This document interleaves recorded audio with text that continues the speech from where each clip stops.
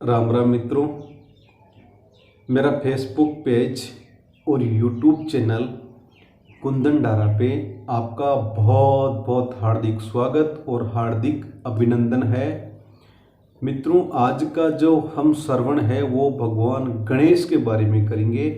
वैसे तो गणेश भगवान को सब देवों का देव कहा जाता है और गणेश भगवान का बचपन का नाम विनायक था। भगवान गणेश का जो अवतार है वो शिव और पार्वती का माना जाता है। मित्रों, एक समय की बात है, माता पार्वती अपने वदन पे हल्दी लगाकर कैलाश पर्वत पे नहाने गई थी।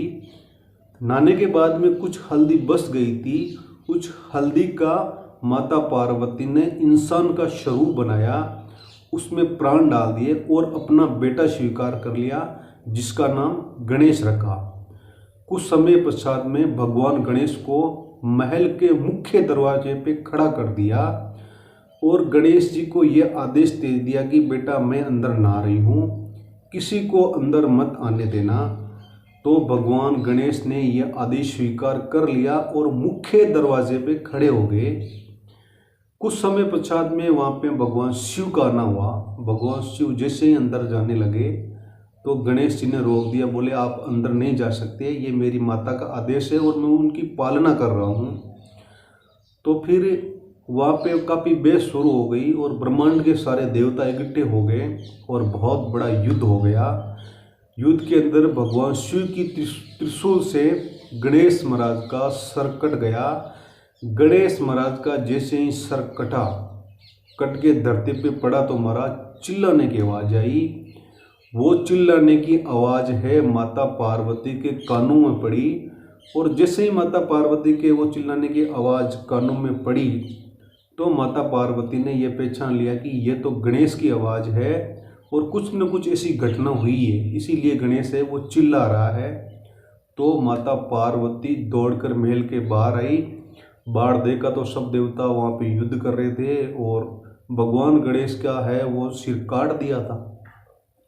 तो माता पार्वती ने भगवान शिव से कहा कि ये महाराज आपने क्या कर दिया भगवान, ये तो मेरा बेटा गणेश है और आपने मार दिया, इसके बगैर मैं जीवित नहीं रह पाऊंगी और पृथ्वी पे बहुत बड़ा प्रलय आ जाएगा यदि ये जिंदा नहीं होगा तो फिर भगवान शिव और पार्वती ने गणेश भगवान को जीवित करने के लिए वो सिर ढूंढा, पर भगवान बहुत कोशिश की पर वो सर है वो मिला नहीं। तो भगवान शिव ने देवताओं को आदेश दिया कि जाओ उत्तर दिशा में, जो भी सबसे पहले मिले उसका सर काट के लेके आ जाओ। तो भगवान उत्तर दिशा में गए सब लोग। वहाँ पे कोई किसी प्रकार का इंसान तो मिला नहीं। एक हथनी थी, अपने बच्चे को दूध पिलाकर बैठी थी, तो उस हथनी का सर काट कर लेके आ गए और जैसे ही गणेश भगवान को वो सिर लगाया तो गणेश भगवान है वो जीवित हो गए।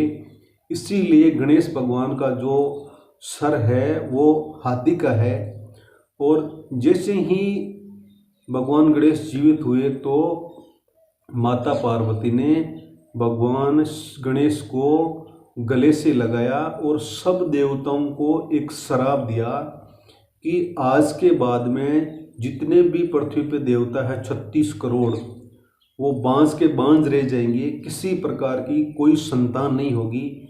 मित्रों, आज इसीलिए 36 करोड़ देवी देवता है, न तो उसमें एक घटता है न और बढ़ता है।